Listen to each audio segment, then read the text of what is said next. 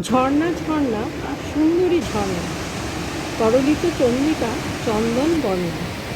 ঝর্ণা শব্দটার মধ্যেই একটা প্রাণোচ্ছল ব্যাপার আছে। এখানেও দেখতে পাচ্ছি ঝর্ণা কতটা উচ্ছল, প্রচণ্ড বেগে গর্জন করতে করতে বয়ে চলেছে। সাংঘাতিক গর্জন আমার কণ্ঠকেও ছাপিয়ে যাচ্ছে। আমার কথা শুনতে হয়তো একটু অসুবিধে হবে, কী করব? প্রকৃতির কাছে আমরা অসহায়। ঝর্ণা সবসময় অবাধ্য, উদ্ধত, উচ্ছ্বাসে ভরপুর এক জীবন্ত আনন্দ। মন চায় এর সামনে বসে মুগ্ধ হয়ে তাকিয়ে থাকি।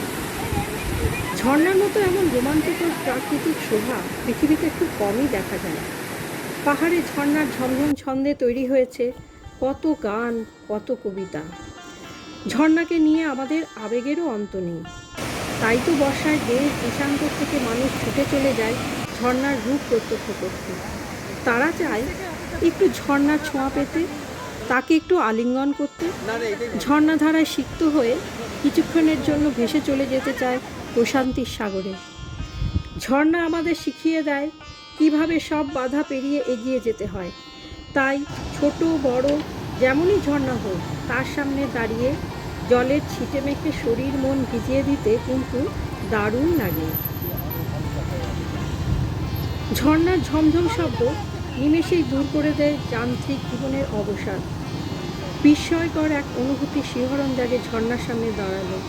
এক অনাবিল ভালো লাগা জেগে ওঠে মনে। শরীর ও মনের ক্লান্তি নিমেষেই দূর করে দেয় ঝর্ণার সৌন্দর্য। কিন্তু বর্ষায় এই ঝর্ণাই অনেক সময় রুদ্ররূপ ধারণ করে। প্রকৃতির রুদ্ররূপ ঝর্ণার মধ্যে যেমন ফুটে ওঠে, তেমনি কিন্তু আর কোথাও হয় না।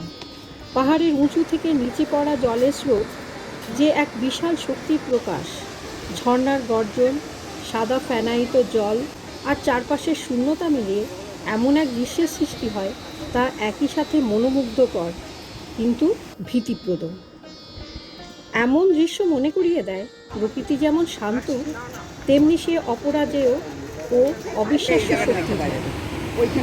প্রকৃতির এই অমোঘ সৃষ্টির মায়ামুগ্ধ জালে আবদ্ধ হয়ে কখনো কখনো মানুষ হঠকারিতার পরিচয় দেয়। তাকে স্পর্শের আস্বাদনে বিপর্যয় ডেকে আনে। মানুষ ভুলে যায় যে এই জলরাশিরও নিজস্ব একটা গতিতে চলার ছন্দ আছে। কখনো সে ঝিরিঝিরি বয়ে যায়, কখনো অঝোর ধারায়। অঝোর ধারার সৌন্দর্য উপভোগ করতে গিয়ে প্রকৃতির শিকারের কবলে যেন না পড়তে হয়, এই সাবধানতা অবলম্বন করাই শ্রেয়।